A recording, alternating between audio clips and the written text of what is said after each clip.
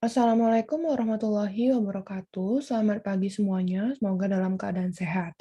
Nah, untuk minggu ini kebetulan karena tanggal merah ya, seharusnya tidak ada perkuliahan langsung seperti hari biasanya, tapi karena dari kontrak kuliah sudah kelihatan ya kalau tatanan untuk pembelajaran di kecerdasan buatan ini sangat padat, sehingga untuk minggu ini tetap kita berikan materi pertama setelah kontrak kuliah, dan semoga kalian semua mempelajari materi ini secara mandiri, membaca atau mempelajari PPT-nya, kemudian menonton video pembelajaran yang sudah disiapkan, kemudian juga mengerjakan latihannya secara mandiri.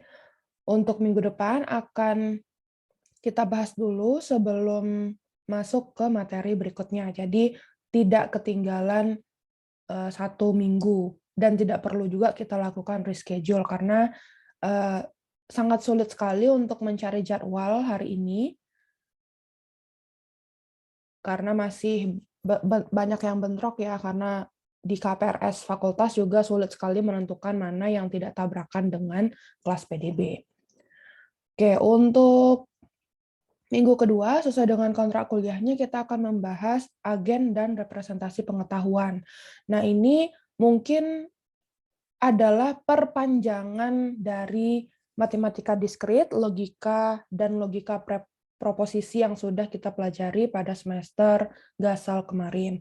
Jadi mungkin tidak begitu baru untuk kalian, jadi semacam ada notasi lain atau bagaimana sih menggambarkan selain dengan menggunakan logika proposisi itu ada yang namanya nanti logika predikat, ada yang namanya forward reasoning, backward reasoning, kemudian ada yang namanya klausa atau CNF, dan ada model-model lain yang bisa digunakan untuk merepresentasikan pengetahuan dari informasi yang kita dapatkan sehingga kita memperoleh kesimpulan yang baru. Ini ada quote dari Albert Einstein. Kemudian kita masuk untuk yang pertama dulu, yaitu agen. Nah, sebetulnya apa sih agen itu? Untuk agen, kita akan bahas agen dan environment atau lingkungan agen tersebut, kemudian rationality dari agen, PEAS, performance measure, environment, aktuator, dan sensor, tipe-tipe agen, dan tipe-tipe dari environment atau lingkungan dari agen tersebut. Sistem agen cerdas artinya adalah program yang dapat diberi tugas dan dapat menyelesaikan tugasnya secara mandiri, serta mempunyai inteligensi atau kecerdasan. Dengan bantuan sistem agen tersebut, maka pekerjaan yang membutuhkan waktu yang lama dapat diselesaikan dengan lebih cepat, dan hasilnya juga lebih bagus. Dengan adanya agen cerdas, pada aplikasi diharapkan aplikasi tersebut dapat berpikir dan menentukan pilihan langkah terbaik sehingga bisa mengalahkan manusia atau paling tidak menggantikan kegiatan manusia yang sifatnya rutin. Nah, kalau rutin itu kan agen ini bisa diberikan kecerdasan atau di-training dulu, kemudian dapat menggantikan apa yang dilakukan oleh manusia, sehingga manusia pekerjaannya itu tidak terlalu monoton dari waktu ke waktu. Kemudian definisinya, agen adalah sesuatu yang dapat merasakan lingkungannya melalui peralatan sensor-sensor, bertindak sesuai dengan lingkungannya, dan dengan menggunakan peralatan penggeraknya atau aktuator.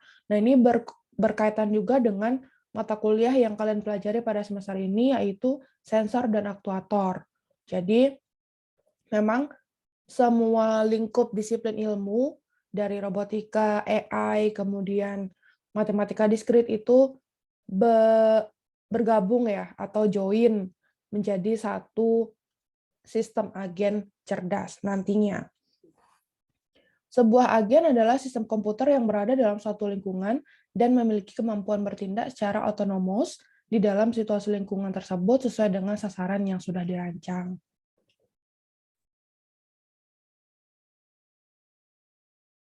Nah, ini adalah gambar bagaimana sih sebetulnya agen dan lingkungan itu bekerja sama atau saling melengkapi. Jadi untuk agen dan lingkungan itu ada dulu yang namanya sensor atau aktuator. Kemudian ada juga yang namanya percept atau action. Jadi di sini bisa dilihat ya dari gambarnya, ini adalah agen, ini adalah lingkungan. Kemudian ada sensor, ada aktuator, kemudian dari lingkungan ke agen itu ada percept, agen ke lingkungan ada action. Jadi antara agen, sensor, aktuator, percept, action, dan lingkungan itu saling bekerja sama.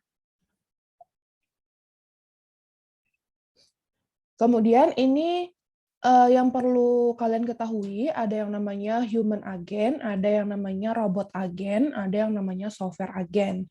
Kalau human agent itu kan punya mata, telinga, organ sejenis sebagai sensor untuk menangkap ya. Kalau misalnya ada sesuatu dari lingkungan, bisa ditangkap dan bisa dieksekusi.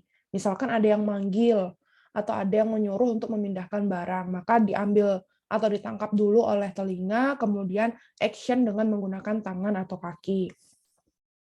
Nah ini, tangan, kaki, mulut, dan anggota tubuh lainnya sebagai efektor. Sedangkan untuk agen robot, sensor itu berupa kamera, infrared, dan lain-lain. Efektor itu peralatan penggerak yang diberikan ke robot tersebut. Sedangkan untuk agen software, antarmuka atau UI, UX, sebagai sensor dan sekaligus sebagai penggeraknya. Jadi ada respon, bisa dalam bentuk pop-up notifikasi, apa yang harus dilakukan setelah mengisi form ini, mungkin ada tombol next-nya atau tombol submit form tersebut.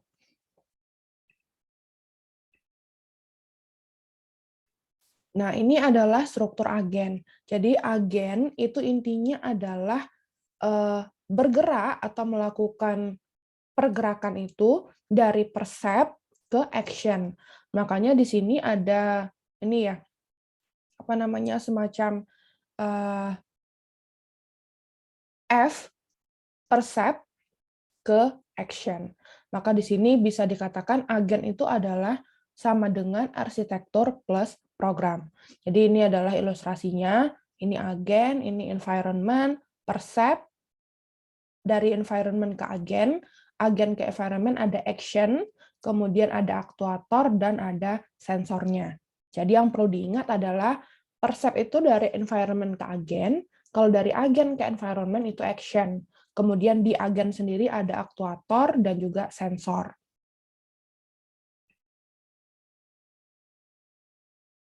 Nah, ini adalah contoh dari vacuum cleaner. Nah, vacuum cleaner mungkin semuanya sudah tahu ya bagaimana cara kerja vacuum cleaner. Itu juga merupakan implementasi atau contoh dari agen dan lingkungannya. Jadi ini contohnya percept, ini adalah action. A, clean, right. A, dirty, suck. B, clean, left, dan seterusnya. Jadi di sini ada pseudocode-nya, function reflect vacuum agent location status, return and action. If status sama dengan dirty, maka return suck. Else if location sama dengan A, then return right. Else if location sama dengan B, then return left.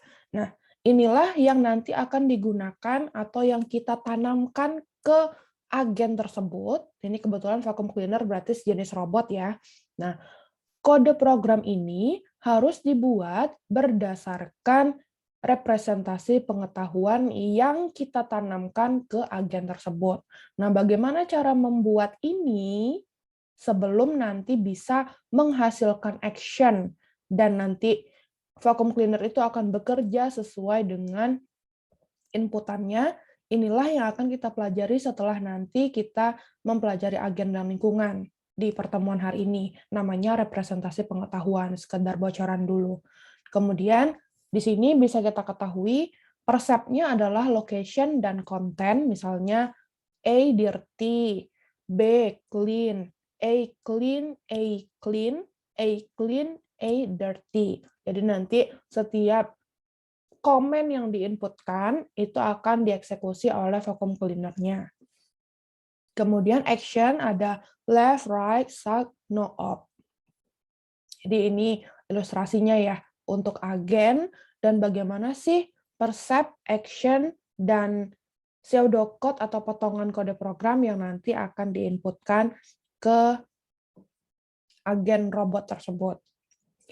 Kemudian rasionalitas agen, sebuah agen dikatakan rasional jika dapat memilih kemungkinan untuk bertindak yang terbaik setiap saat, menurut apa yang ia ketahui mengenal lingkungannya pada saat itu. Jadi bisa dikatakan rasionalitas agen ini diharapkan dapat melakukan atau memberi tindakan yang benar. Nah, tindakan yang benar adalah tindakan yang menyebabkan agen mencapai tingkat yang paling berhasil atau yang kesuksesan untuk mengeksekusi pekerjaan yang diminta ke agen tersebut atau yang disuruh atau yang diberikan ke agen tersebut itu berhasil. Itulah yang disebut dengan rasionalitas agen. Nah, di sini apa saja sih contohnya? Perilaku agen, agen rasional artinya agen yang mengerjakan sesuatu dengan benar, sesuai dengan tugas yang sudah di-assign ke agen tersebut. Kemudian ada performance measure, bagaimana keberhasilan suatu agen. Kemudian diperlukan juga suatu standar untuk mengukur performance dengan mengamati kondisi yang terjadi. Contoh dari perilaku agen, ini. Agen untuk membersihkan lantai yang kotor, vacuum cleaner, contohnya.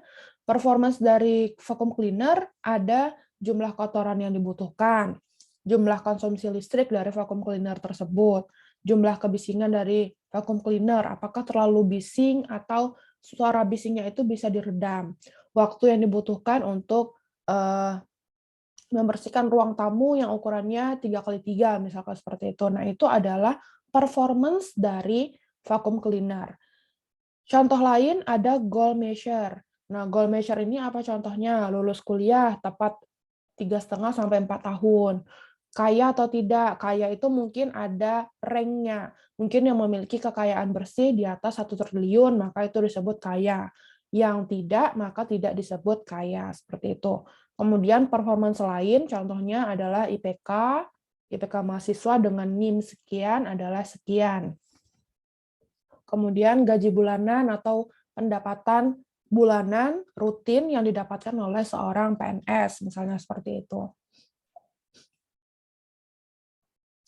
Kemudian ini adalah contohnya, ada jenis agen, kesan, aksi, tujuan, dan lingkungan. Contoh dari jenis agennya adalah sistem diagnosa kesehatan. Gejala, jawaban pasien termasuk kesan, aksinya adalah pertanyaan, ujian, perawatan. Tujuannya adalah kesehatan pasien, harga minimal, lingkungannya adalah pasien dan rumah sakit.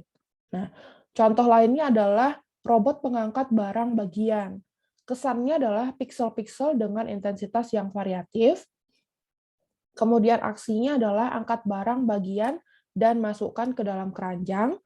Tujuannya adalah meletakkan barang bagian ke dalam keranjang yang benar, lingkungan, alat pengangkat barang dengan barang bagian. Jadi ini adalah contoh dari rasionalitas agen, mulai dari kesan, action, goal-nya, dan juga environment-nya. Kemudian kita masuk ke PEAS. PEAS ini adalah performance measure, environment, actuator, dan sensor. Jadi PEAS yang disebut dengan PEAS itu adalah ini tadi, performance measure, environment, actuator, dan sensor.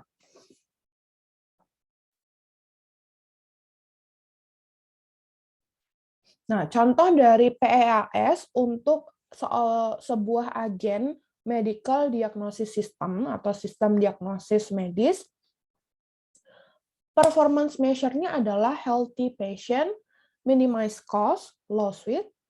Kemudian untuk environment-nya ada patient, hospital, dan staff.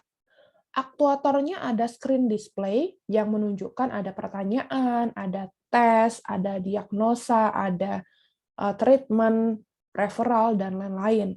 Sedangkan untuk sensor itu adalah keyboard. Jadi kita masukkan simptom yang kita rasakan, kemudian temuannya apa oleh dokter setelah kita masuk ke ruang dokter untuk kontrol, dan jawaban-jawaban dari pasien apakah dalam 2 bulan terakhir mengalami kesulitan bernapas, sesak nafas, tenggorokan sakit, dan sebagainya. Jadi untuk sebuah agen sistem diagnosis medis, PEAS-nya adalah ini tadi, semuanya. Jadi harus kita tentukan performance measure-nya apa, environment-nya apa, aktuatornya apa, sensornya apa. Kemudian contoh lain adalah untuk sebuah agen part picking robot, performance measure-nya adalah percentage of part in correct bins, environment-nya adalah conveyor belt, kemudian aktuatornya adalah joint arm and hand, sensornya adalah kamera, joint angle sensor. Seperti ini. Jadi untuk PAS itu sebetulnya tidak begitu rumit ya. Jadi kalau misalnya nanti diberikan agen X, maka bisa mengetahui performance measure-nya itu apa. Environment-nya atau lingkungan dari agen tersebut bagaimana. Aktuator itu apa saja. Dan sensor yang digunakan oleh agen tersebut bagaimana, apa saja. Kira-kira begitu. Kemudian karakteristik agen yang pertama adalah autonomous, kemampuan untuk melakukan tugasnya dan mengambil keputusan secara mandiri tanpa adanya intervensi dari luar seperti agen lain, manusia ataupun entitas lain. Jadi kalau misalnya kita pakai agen robot, maka mampu ya untuk melakukan sistem otonomos seperti ini. Kemudian reaktif, kemampuan agen untuk cepat beradaptasi terhadap perubahan informasi, reaktif. Proaktif, kemampuan yang berorientasi pada tujuan dengan cara selalu mengambil inisiatif untuk mencapai tujuan. Kemudian, agen juga diharapkan fleksibel, jadi harus ada banyak cara dalam mencapai tujuannya. Misalkan ketika di depannya itu mungkin ada benda atau ada manusia yang sedang bercakap-cakap, apa yang harus dilakukan oleh agen, maka agen harus memikirkan mana sih jalan yang saat ini sedang kosong dengan bantuan sensornya tadi. Kemudian, robust, agen harus dapat kembali ke kondisi semula jika mengalami kegagalan dalam hal tindakan ataupun dalam menjalankan plan atau rencananya. Kemudian rasional, kemampuan untuk bertindak sesuai dengan tugas dan pengetahuan. Sosial, dalam melakukan tugasnya, agen memiliki kemampuan untuk berkomunikasi dan berkoordinasi, baik dengan manusia ataupun dengan agen lain. Situated, agen harus berada dan berjalan di suatu lingkungan tertentu. Karena tadi ada agen, ada lingkungan yang saling terkait. Percept dan action, maupun sensor aktuator. Kemudian arsitektur agen untuk black box. Jadi arsitektur agen yang pertama ada yang namanya black box. Pada konsep black box, agen menerima masukan dari luar, lalu memproses sehingga bisa dihasilkan keluaran atau action yang berdasarkan inputan tadi. Brenner mengemukakan suatu model untuk proses dari black box ini, ada tahapan-tahapannya, yaitu yang pertama adalah interaction, yang kedua adalah information fusion, yang ketiga adalah information processing, dan action. Jadi ini bisa dilihat dari gambarnya, ada agen, proses, kemudian environment, dan agen-agen lain yang bersinggungan dengan si agen ini, kemudian input itu berupa percept ya, output berupa action. Jadi environment ke agen, percept, agen ke environment-nya action.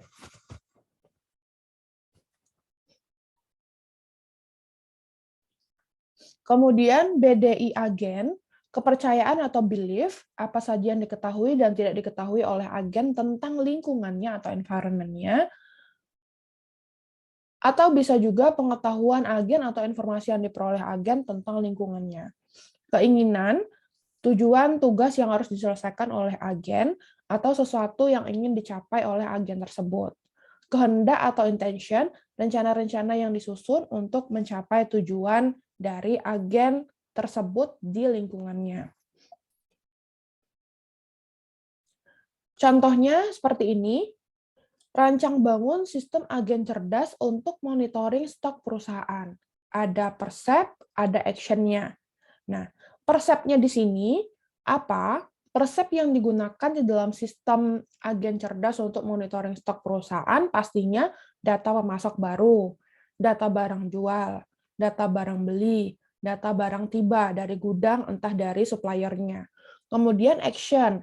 Action ini tentu membandingkan harga barang pemasok, membandingkan waktu antar barang. Kita menentukan pemasok, apakah misalnya pemasok ini sudah sesuai atau ada yang lebih murah dan harganya miring. Biasanya kan ada pertimbangan seperti itu. Dan kemudian action yang lainnya adalah menentukan persediaan. Di warehouse bagaimana? Apakah cukup untuk persediaan selama seminggu jika customer doyan atau suka dengan produk tersebut. Menurut Stuart Russell dan Peter Norvig di bukunya, untuk 5 tipe agen, ada simple reflex agen, ada model based reflex agen, goal based reflex agen, utility based reflex agen, dan learning agen. Sedangkan untuk environment tipenya, ada fully observable versus partially observable, ada deterministic versus stochastic, episodic versus sequential, statis versus dinamis, discrete versus continue, single agent versus multi agent. Nah, ini adalah contoh dari lingkungan dan karakteristiknya. Lingkungan catur dengan jam, fully observable, iya. Deterministic, iya. Episodik, tidak ternyata. Statis, semi. Discrete, iya. Single agent, tidak. Karena kalau main catur kan tidak bisa sendiri ya, harus multi agen. Begitu juga dengan reversi. Fully observable, iya. Deterministic, iya. Episodic, tidak. Statis, iya. Discrete, iya. Single agent, tidak. Nah, ini adalah contoh dari permainan reversi. Jadi, untuk setiap lingkungan dan karakteristiknya, atau tipe-tipenya, dan agen dan tipe-tipenya itu harus dipahami perbedaannya. Manakah lingkungan nanti ketika membuat agen harus ditempatkan dengan tempat yang sesuai. Misalnya seperti ini ya, sistem diagnosa kesehatan. Apakah single agen? Tentu tidak ya, karena dimanfaatkan oleh banyak pasien, ada dokter juga nanti, ada suster juga, dan lain-lain. Jadi setiap agen pasti ada lingkungannya. Dan lingkungan tadi berkaitan dengan PEAS tadi. Jadi semoga sudah paham ya bagaimana pengantar tentang agen, lingkungan, dan tipe-tipenya.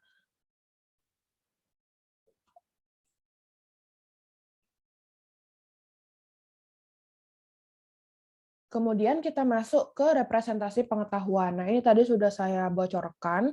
Representasi pengetahuan ini akan memanggil kembali atau recall kembali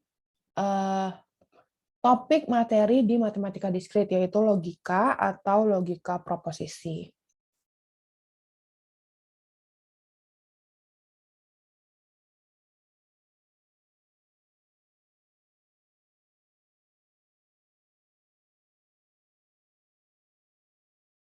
Untuk representasi pengetahuan itu diklasifikasikan menjadi 3, yaitu procedural knowledge, declarative knowledge, dan tacit knowledge. Bedanya apa sih antara 3 representasi pengetahuan ini?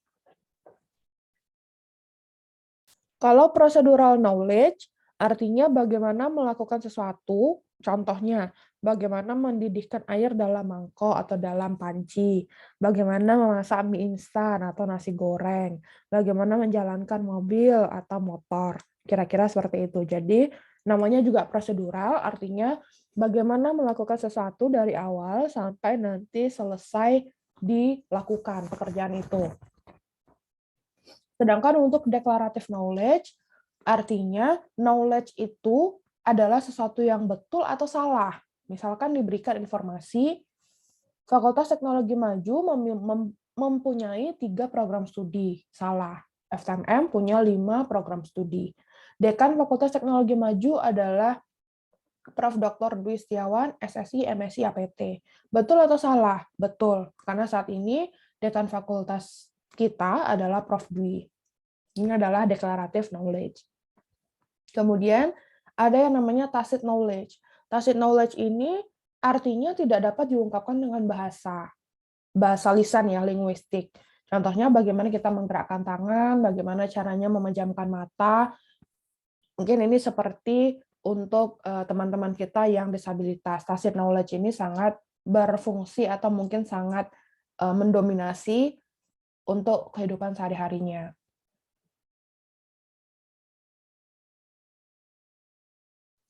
Nah, untuk representasi pengetahuan atau biasanya disingkat dengan RP, jadi nanti ketika saya membicarakan RP itu adalah representasi pengetahuan. Metode yang digunakan untuk mengodekan pengetahuan dalam sebuah sistem pakar. Jadi intinya, representasi pengetahuan itu digunakan untuk mengkodekan pengetahuan dalam sebuah sistem pakar. Jadi untuk memudahkan ketika nanti kita memasukkan kodenya ke dalam agen, supaya agen itu mengerti dan diterapkan ke lingkungannya, maka butuh sebuah kode tentunya. Karena kan bahasa kode program komputer itu kan berbeda dengan bahasa kita. Jadi perlu narahubung atau semacam jembatan penghubung yang dinamakan representasi pengetahuan. Maksud dari representasi pengetahuan ini dipelajari, yang pertama menangkap sifat-sifat penting dari sebuah masalah atau problem.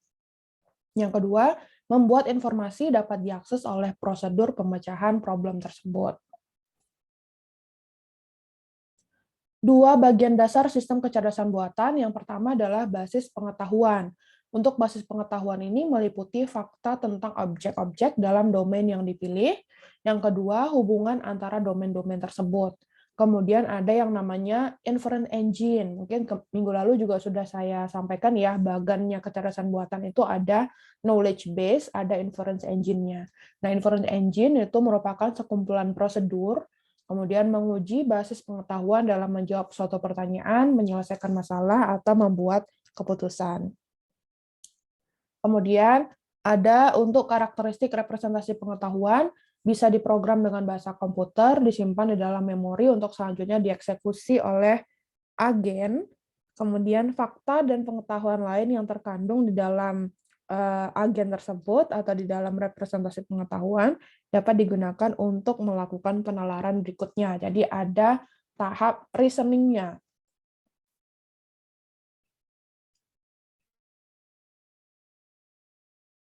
Pengetahuan dapat direpresentasikan dalam bentuk yang sederhana atau kompleks tergantung dari masalahnya.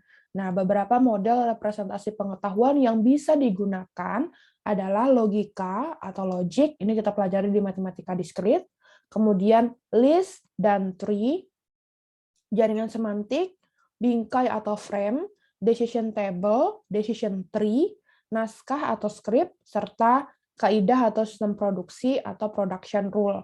Nah, untuk pertemuan kita itu saya tidak akan membahas semuanya karena kalau semuanya kan terlalu banyak. Saya bahas hanya fokus di logika atau logic, kemudian jaringan semantik sedikit, kemudian kaidah atau sistem produksi production rule. Untuk selebihnya, kalau misalnya nanti tertarik bagaimana cara lain untuk representasi pengetahuan itu bisa kalian pelajari sendiri. Nah, untuk basis pengetahuan, ini gambarnya sudah saya munculkan minggu lalu ya, ketika saya memberikan pengantar. Langkah pertama untuk membangun AI itu adalah bagaimana membangun sebuah knowledge base. Jadi, knowledge base ini adalah satu hal yang harus dilakukan ketika kita ingin membuat kecerdasan buatan. Sesuatu yang mengandung kecerdasan buatan, itu harus ada knowledge base-nya dulu. Tidak bisa ujuk-ujuk, oh ini AI-nya. Knowledge base-nya mana? Tidak ada. Tidak bisa seperti itu. Selanjutnya, kita akan menggunakan inference engine untuk memproses menjadi output. Maka, ibaratnya kita memiliki input problem. Nah, problem ini harus kita olah dulu dengan menggunakan knowledge base. Kemudian dari knowledge base ini nanti akan dibantu oleh inference engine untuk menjadikannya sebuah proses yang otomatis atau otonomos misalnya untuk bisa nanti menghasilkan sebuah solusi yang juga tergantung ya otonomos atau otomatis atau yang sifatnya cepat, tepat berdasarkan matriks akurasi misalnya seperti itu juga bisa. Untuk basis pengetahuan ada dua, yaitu knowledge engineering dan knowledge representation. Knowledge engineering ini artinya proses untuk mengoleksi dan mengorganisasi pengetahuan, sedangkan untuk knowledge representation ini adalah proses bagaimana pengetahuan direpresentasikan dalam sebuah bentuk basis pengetahuan. Nah, untuk basis pengetahuan ini sebetulnya tidak hanya berhenti sampai di kecerdasan buatan. Kecerdasan buatan ini kan nanti ada machine learning, ada deep learning, dan seterusnya.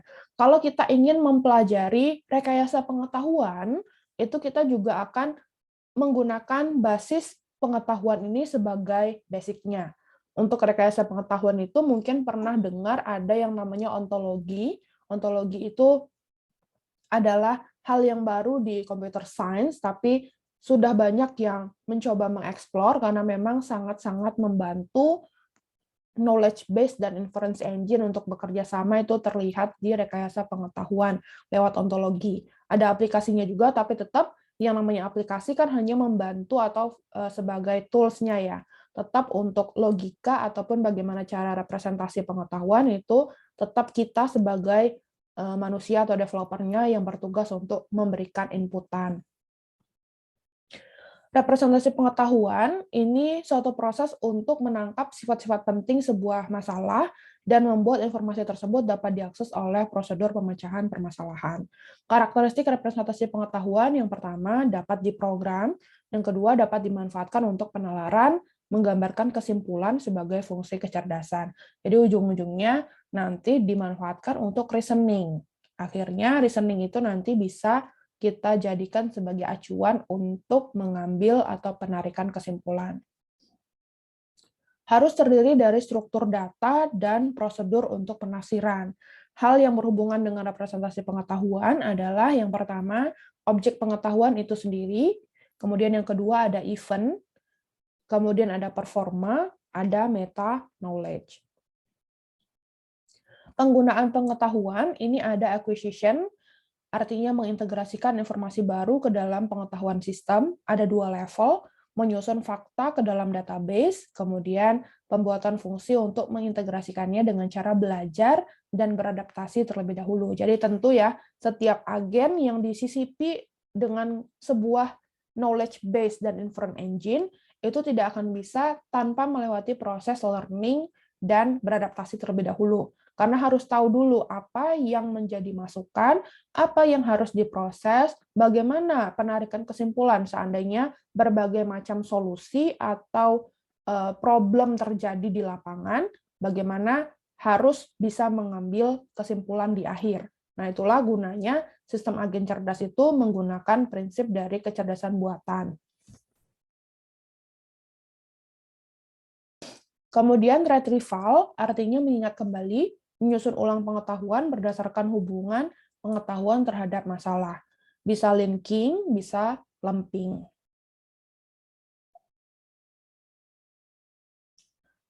Ada juga reasoning. Nah, ini dari kemarin sampai minggu ini dan minggu lalu ya, sampai hari ini ada kata-kata reasoning. Nah, reasoning ini adalah salah satu bentuk dari penggunaan pengetahuan, yang memang inti dari kecerdasan buatan itu salah satunya adalah reasoning. Reasoning adalah pengetahuan digunakan untuk menalar suatu permasalahan. Untuk melakukan reasoning ada berbagai macam cara. Yang pertama adalah formal reasoning menggunakan logika proposisi, ya, kita balik lagi ke matematika diskrit. Kemudian procedural reasoning menggunakan aturan produksi if then, if then, if then. Kemudian yang ketiga, analogical reasoning. Nah, analogical reasoning ini kalau misalnya bisa dipecahkan dengan formal dan prosedural, maka tidak perlu sampai ke analogical, karena analogical ini selain sulit, juga waktu untuk mendapatkan basis pengetahuan sebelum diolah ke inference engine juga membutuhkan waktu yang cukup lama. Jadi ketika bisa diselesaikan dengan formal dan prosedural, maka diselesaikan dulu dengan formal dan prosedural. Apalagi kalau misalnya kita sudah belajar logika proposisi, tinggal mengganti sedikit atau melakukan konversi sedikit, itu kan lebih mudah dibanding ketika kita harus melakukan sesuatu yang betul-betul belum kita ketahui, seperti analogical reasoning ini. Jika suatu permasalahan dideskripsikan dengan menggunakan representasi yang tepat, maka dapat dipastikan bahwa permasalahan tersebut dapat diselesaikan. Nah, kita masuk ke klasifikasi kategori representasi pengetahuan. Ada dua, deklaratif dan prosedural. Untuk deklaratif, ada representasi logika menggunakan logika formal digunakan pada prolog. Kemudian ada representasi prosedural menggambarkan kumpulan instruksi dengan pemrograman if, then. Representasi network ada penggambaran pengetahuan sebagai graph dan tree. Nah, sudah kita pelajari juga ya, graph dan tree. Kemudian representasi terstruktur bisa dengan membuat script, frame, dan objek. Kemudian ada juga untuk membuat representasi pengetahuan itu dengan menggunakan prosedural, dibuat dalam prosedur-prosedur. Representasi logika adalah representasi pengetahuan yang paling tua, yang paling sering digunakan, yang paling umum di kalangan yang menyukai IT dan AI. Kemudian proses menarik kesimpulan dengan menggunakan representasi logika ini berdasarkan kesimpulan dari fakta yang sudah ada. Inputnya adalah premis-premis, outputnya adalah kesimpulan. Terdiri dari sintaks atau simbol, semantik atau fakta, dan proses pengambilan keputusan atau inferensi. Proses penalaran terdiri dari proses penalaran deduktif, adalah umum ke khusus, kemudian ada proses penalaran induktif, khusus ke umum. Kemudian ada yang namanya logika preposisi, ada and, or, not, implikasi, ekuivalensi, atau bi-implikasi. Ada yang namanya logika predikat, representasi fakta dalam bentuk well-formed formula. Kira-kira ini gambaran dari representasi logika yang akan kita pelajari pada representasi pengetahuan minggu ini. Contoh dari ilustrasi representasi pengetahuan secara logika atau secara logik, contoh fakta sederhana, Sphinx adalah kucing. Maka kalau kita representasikan secara logika menjadi kucing, buka kurung, Sphinx, tutup kurung.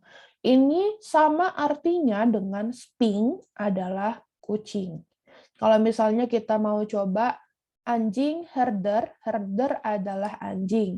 Maka kalau kita buat secara logika, anjing, buka kurung, herder, tutup kurung. Artinya sama, herder adalah anjing, Sphinx adalah kucing.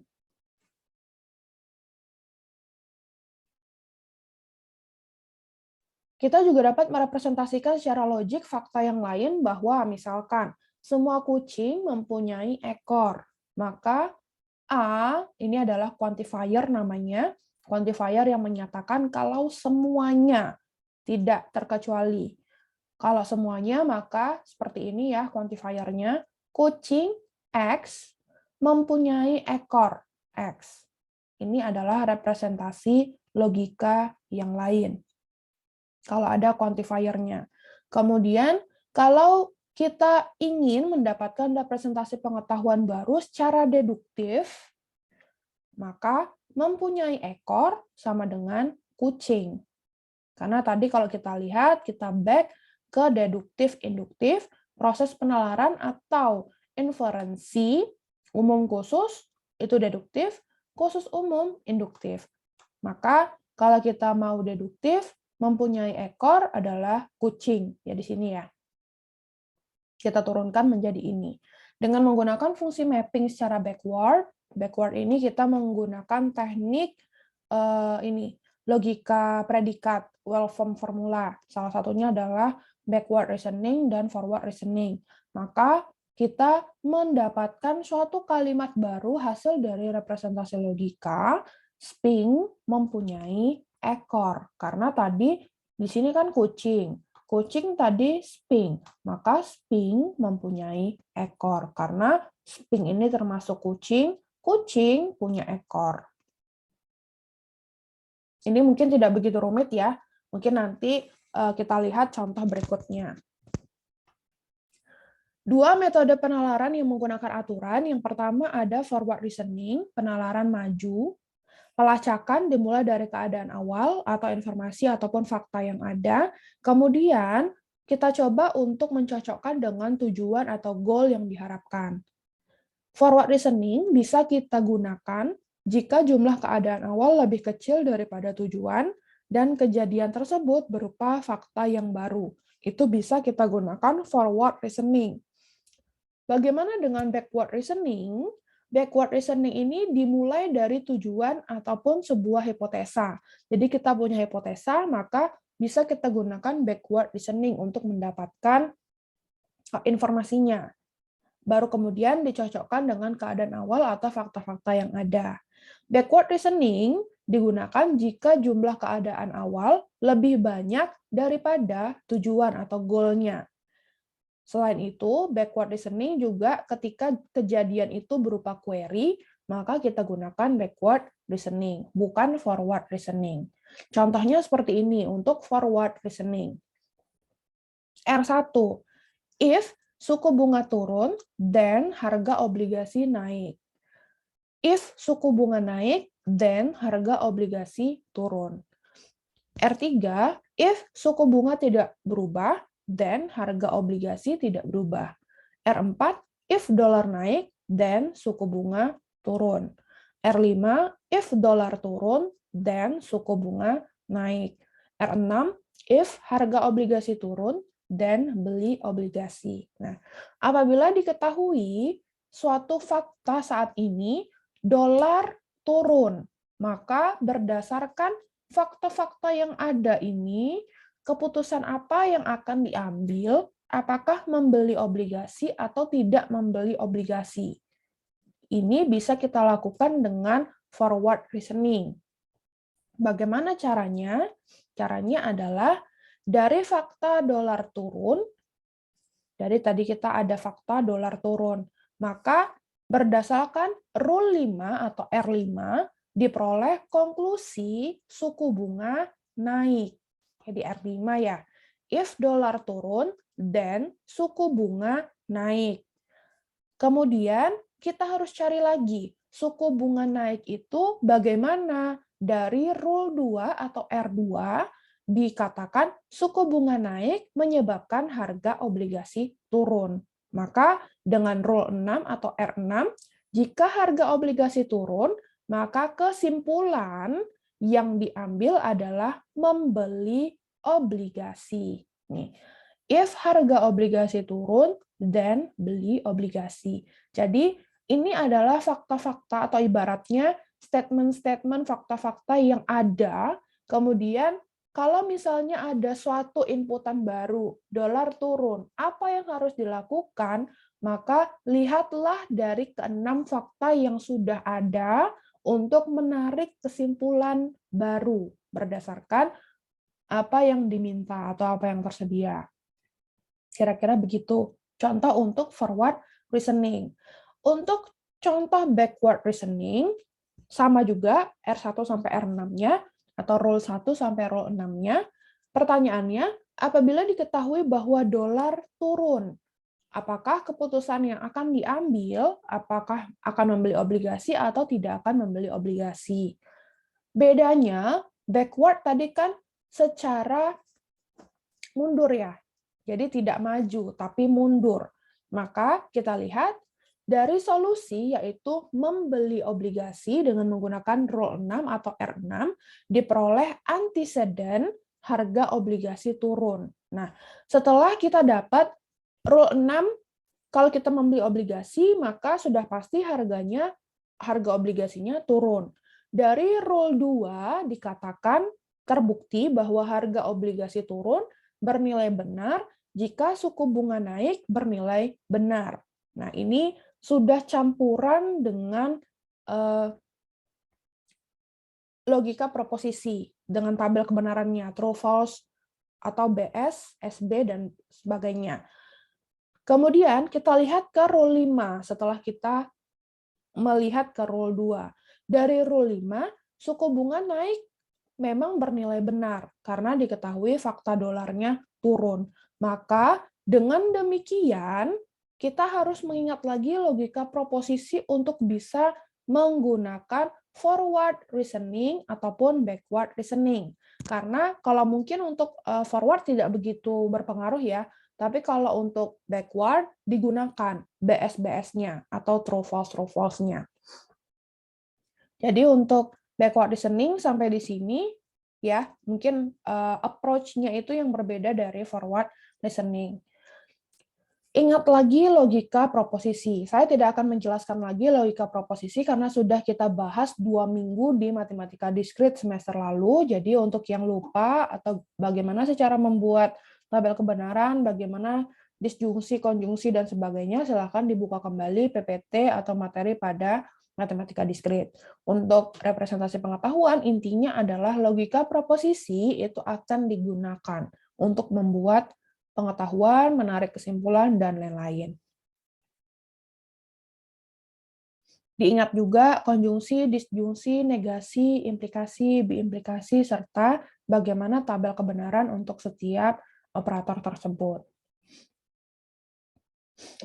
Kemudian kita masuk ke yang namanya mengkonversi logika proposisi. Jadi ingat lagi logika proposisi, tapi sekarang kita ingin mengubah menjadi klausa atau CNF.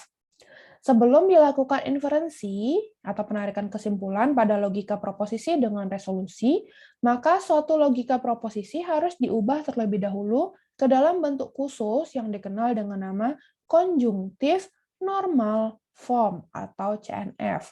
Nah, CNF ini artinya adalah klausa. Bentuk CNF adalah bentuk standar untuk ekspresi logika dalam term representasi pengetahuan atau RP. Jadi memang karena kita sekarang sudah belajar representasi pengetahuan, yang akan digunakan adalah CNF, bukan bentuk mentah atau raw dari logika proposisi. Bagaimana cara kita mengkonversi logika proposisi ke klausa CNF? Yang pertama, hilangkan implikasi dan biimplikasi. Seperti ini ya.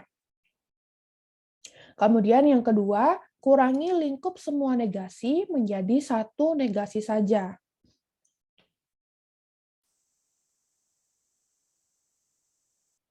Kemudian yang ketiga, gunakan aturan asosiatif dan distributif untuk mengkonversi menjadi disjungsi atau konjungsi. Seperti ini.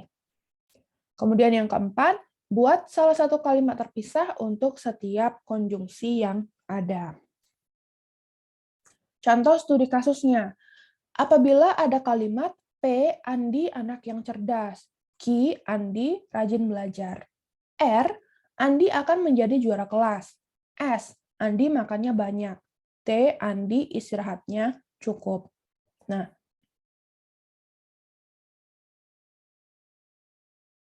dari PQRST ini bisa kita lakukan ke bentuk yang pertama, kalimat yang terbentuk basis pengetahuan dengan menggunakan logika proposisi dari PQRST menjadi seperti ini. P. Andi anak yang cerdas. Kemudian yang kedua, jika Andi anak yang cerdas dan Andi rajin belajar, maka Andi akan menjadi juara kelas. Yang ketiga, jika Andi makannya banyak atau Andi istirahatnya cukup, maka Andi rajin belajar. Yang keempat, Andi istirahatnya cukup. Nah, ini adalah penggambaran dengan menggunakan logika proposisi dari ini. Andi rajin belajar, Andi akan menjadi juara kelas. Ini bisa digabung.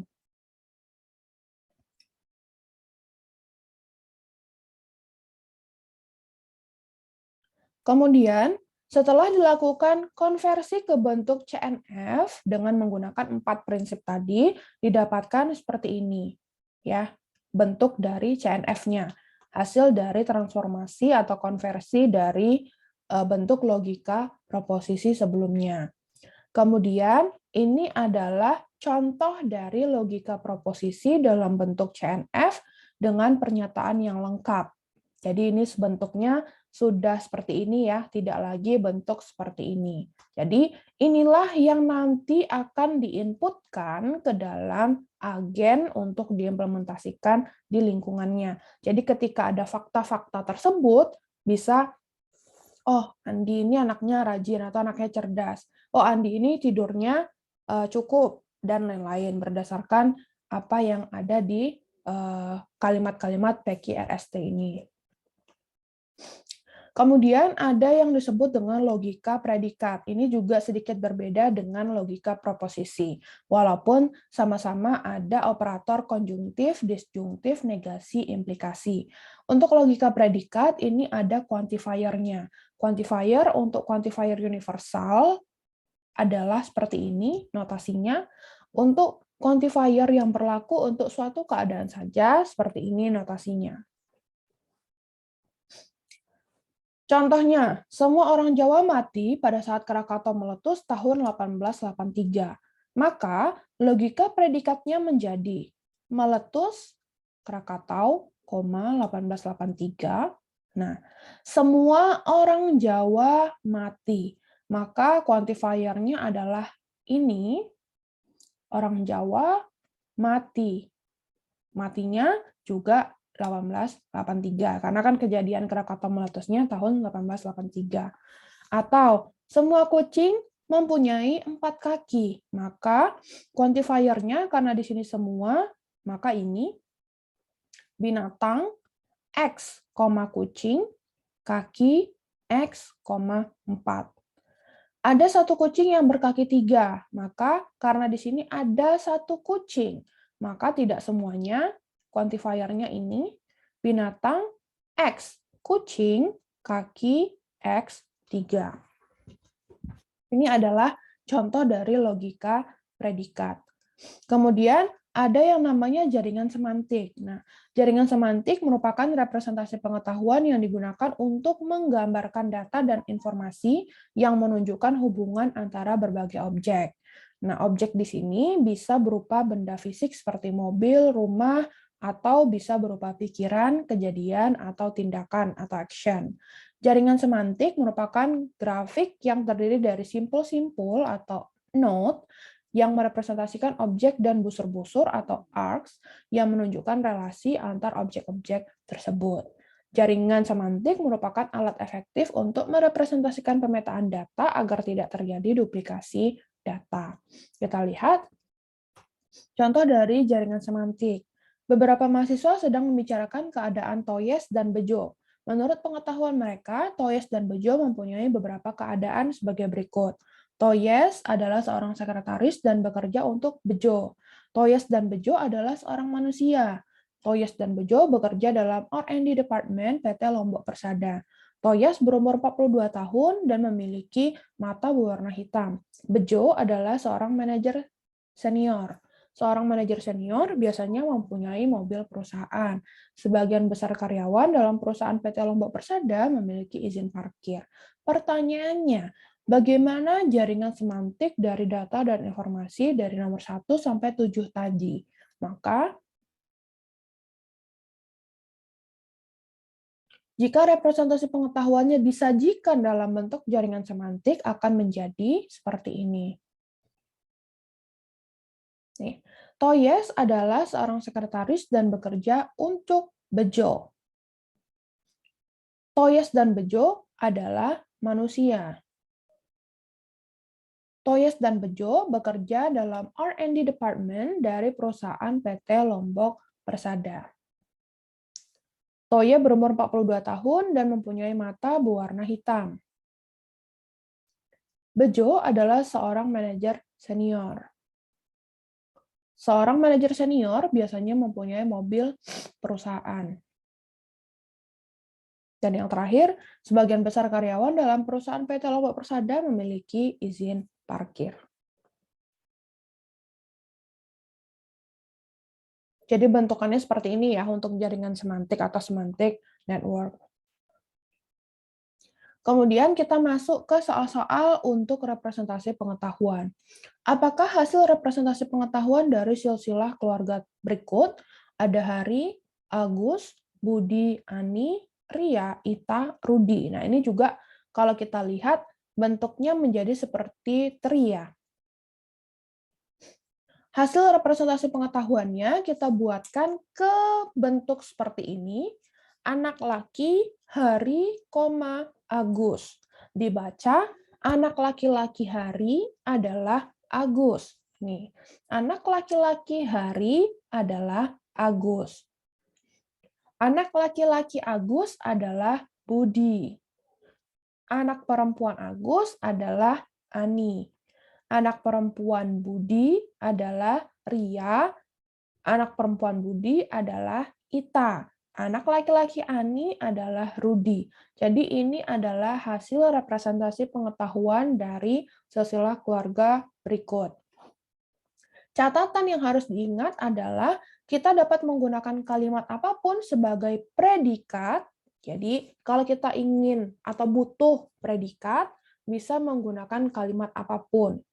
Ide dasar untuk membuat notasi representasi pengetahuan adalah predikat, buka kurung, argumen, koma, argumen, tutup kurung. Ini adalah contoh query sederhana untuk representasi pengetahuan. Intinya adalah dengan menggunakan query ini nanti, kita bisa mencari suatu pengetahuan dari representasi yang ada atau yang tersedia. Contohnya seperti ini. Anak perempuan Agus, P. Maka P ini siapa? Kita harus membuka kembali paling tidak hasil ini atau silsilah keluarganya. Maka dengan demikian kita bisa tahu hasilnya adalah Ani, karena Ani adalah anak perempuan dari Agus. Query lain, misalkan anak laki-laki OT, AL. Maka dari representasi pengetahuan sebelumnya tadi kita bisa mengetahui OT hari, AL-nya Agus. Anak lakinya Agus, Budi. Anak laki Ani, Rudi. Hasil dari silsilah yang dalam bentuk pohon tadi atau representasi pengetahuan di slide setelahnya. Nah, ini ada juga query lain. Anak laki P, Budi, anak perempuan P, D. Bagaimana hasilnya untuk P dan D? Maka kita bisa tahu siapa sih anak laki-laki orang tuanya si Budi, maka Agus jawabannya. Kemudian kalau kita sudah tahu P itu Agus, maka anak perempuannya Agus siapa? Ani. Maka ini pertanyaannya, kalau misalnya ditanyakan bagaimana atau siapakah saudara perempuan dari Budi, maka jawabannya adalah Ani, yang orang tuanya adalah Agus. Nah, untuk hubungan antar pengetahuan yang sudah kita lihat di slide-slide sebelumnya, itu kita juga bisa mengembangkan hubungan antara knowledge atau pengetahuan yang sudah kita dapatkan. Misalnya karena tadi cuma membahas anak laki, anak perempuan, orang tua, maka kita juga bisa menambahkan anak laki-laki dan anak perempuan yang di-extend menjadi hubungan orang tua. Bagaimana cara menuliskan notasinya? Seperti ini. Orang tua C, P. Minus anak laki P, C. Ini sama artinya. Kemudian, orang tua C, P, ini sama dengan anak minus atau negasi anak perempuan P, C. Contohnya, orang tua Budi, P. Maka P-nya adalah Agus. Kemudian, pengembangan representasi pengetahuan bisa juga dilakukan secara rekursif.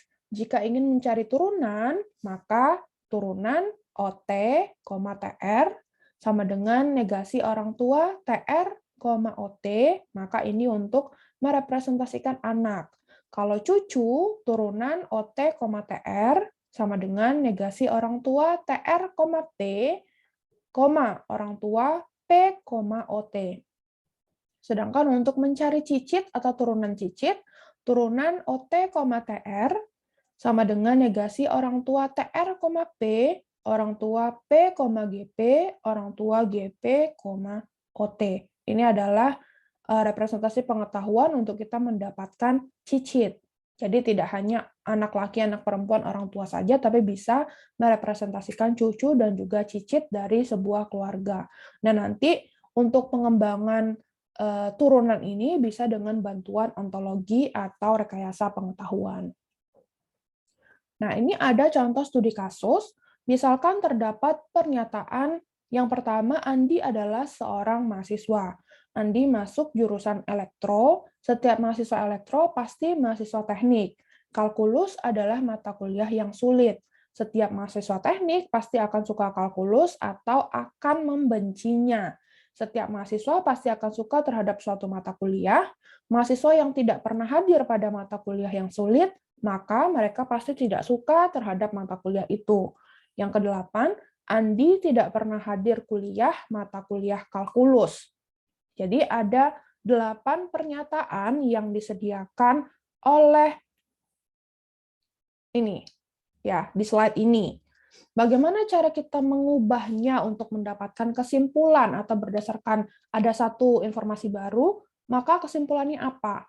Maka kalau kita ingin mendefinisikan dalam bentuk logika predikat, maka seperti ini, dari nomor 1 sampai nomor 8.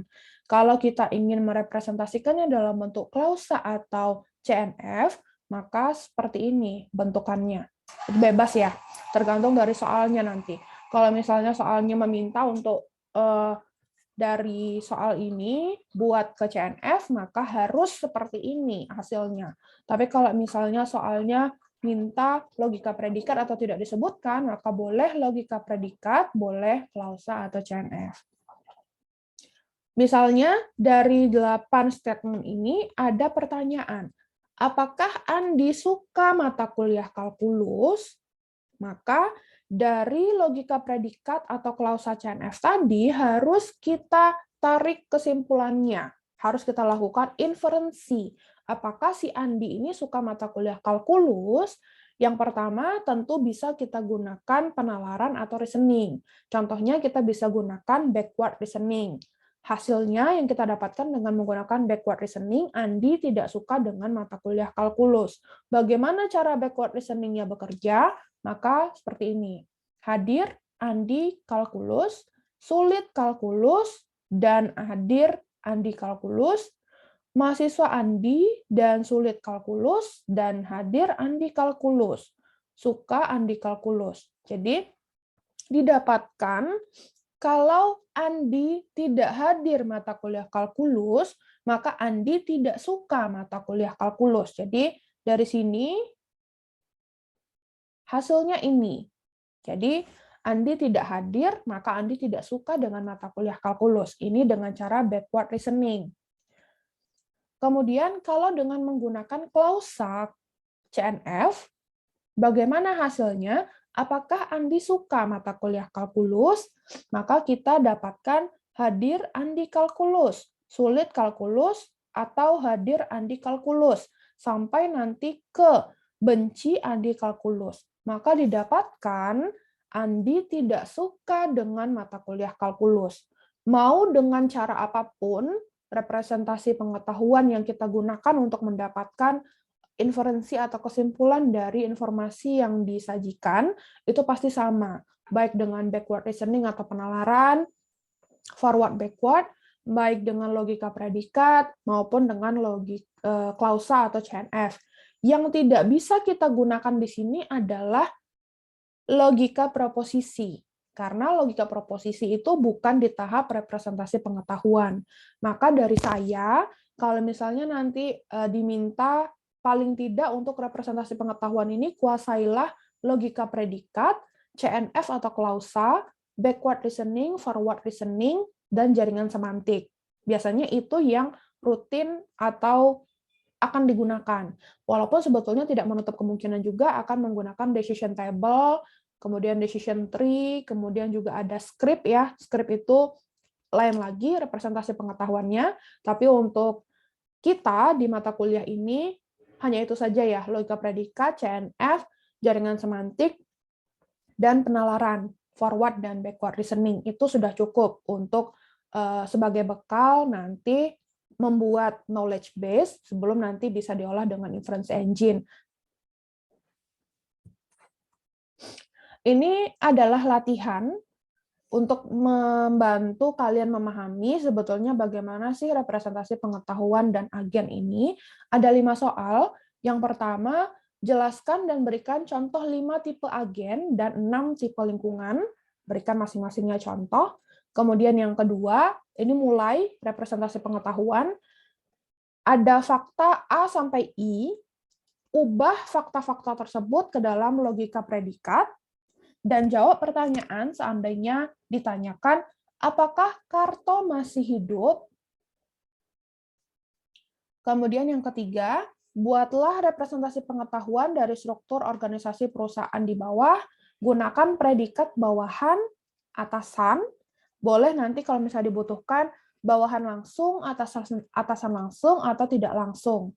Nah, pertanyaan yang harus dijawab adalah, siapa bawahan dari Burhan? Itu harus bisa terjawab. Kemudian yang keempat, ada pohon keluarga. Kemudian dalam bahasa prolog menyatakan predikat anak, perempuan, laki-laki. Kemudian predikat ini juga ada relasi orang tua, saudara laki-laki, saudara perempuan, paman, bibi, kakek, nenek, dan sepupu. Silakan nomor 4 ini kalian coba untuk membuatkan bagaimana seandainya pohon keluarga ini diubah menjadi sebuah logika representasi pengetahuan. Paling tidak dalam bentuk logika predikat atau CNF. Kemudian yang kelima, rubahlah fakta-fakta di bawah ini ke dalam bentuk predikat kalkulus atau logika predikat, tidak usah bingung ya, menggunakan hubungan meninggal XX, meninggal X, mohon maaf, seks XY, mengenal XY, membenci XY, korban X, pembunuh X. Lalu dengan menggunakan metode inferensi, ada pernyataan-pernyataan, korban meninggal, korban adalah perempuan, Jono dan Suryo mengenal korban mengenal Tony dan Jono, si pembunuh mengenal korban, Susi adalah korban. Jono membenci Susi, Suryo membenci Tony, Tony membenci Jono. Korban mengenal seseorang yang membenci pembunuh tersebut. Nah, kemudian setelah nanti kalian ubah menjadi bentuk logika predikat, kita main detektif-detektifan, siapakah pembunuh di dalam kasus ini. Jadi tadi ada beberapa statement, kemudian nanti harus kalian tentukan kesimpulan di akhir siapakah yang merupakan pembunuh. Kira-kira begitu ya, ada 5 soal, waktunya 1 minggu, silahkan bisa didiskusikan dengan teman, kalau misalnya masih belum mengerti untuk materi representasi pengetahuan atau RP, atau bisa juga dengan membaca sumber-sumber baik yang ada di internet maupun buku referensi yang tercantum di kontrak kuliah. Biasanya yang lengkap yang suka saya gunakan adalah yang Russell Norvig. Itu yang biasanya digunakan sebagai acuan untuk kecerdasan buatan. Kira-kira begitu yang bisa saya sampaikan untuk materi minggu kedua kecerdasan buatan. Kita ketemu lagi minggu depan, yaitu metode pelacakan atau pencarian searching. Sebelum nanti kita masuk ke searching, akan kita bahas dulu paling tidak 1-2 soal dari latihan pada minggu ini. Kira-kira itu yang bisa saya sampaikan. Selamat belajar, selamat mencoba latihannya, selamat berdiskusi dengan teman juga. Kalau misalnya ada yang tidak dipahami, mungkin bisa chat saya ya untuk menanyakan ini maksudnya seperti apa. Kalau misalnya memang tidak bisa menemukan jawaban dari hasil diskusi ataupun hasil membaca buku referensi. Kira-kira begitu, kita ketemu lagi minggu depan. Saya akhiri, Assalamualaikum warahmatullahi wabarakatuh.